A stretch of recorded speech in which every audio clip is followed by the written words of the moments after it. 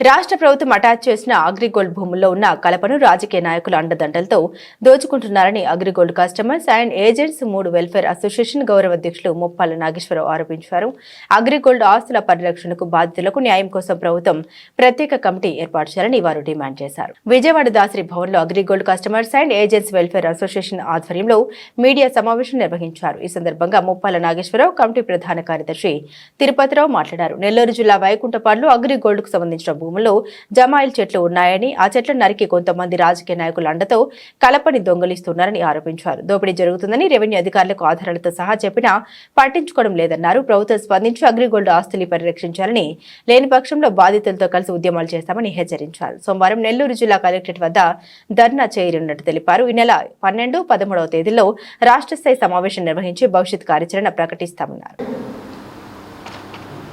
8 రాష్ట్రాల్లోని 32 లక్షల మంది పేదల నుండి రిటైర్డ్ ఉద్యోగులు దాకా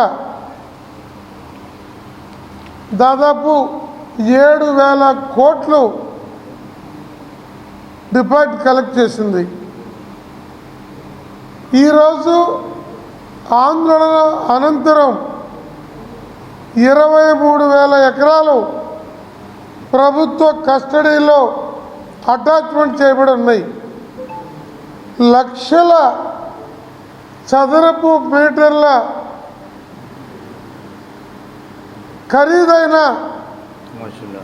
నగరాల్లో ఉన్నటువంటి ఇళ్ల స్థలాలు ఉన్నాయి. అలాగే హాయ్లాండ్ దగ్గర నుండి యారాడ బీచ్ దాకా అనేక పరిశ్రమలు, దుకాణాలు ఉన్నాయి. వాటన్నిటి ఆస్తుల మీద ఇప్పటికీ యాజమాన్య పత్రమే ఉంది. ఒకవైపు యాజమాన్యం బినామీ ఆస్తుల్ని అమ్ముకొని కొల్లగొడుతున్నారు, కొత్త కొత్త వ్యాపారాలు పెడుతున్నారు. రెండో వైపు పలుకుబడి కలిగిన, గతంలో ఇప్పుడు కూడా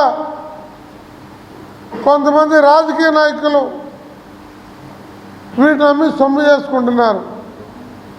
గ్రావెల్ దొంగలు, కలప దొంగలు, స్వాపుల దొంగలు ఉంటే ఇంత పెద్ద పోలీస్ వ్యవస్థ, కొత్తగా డీజీపీ గారు హరీష్ గుప్తా గారు వచ్చారు,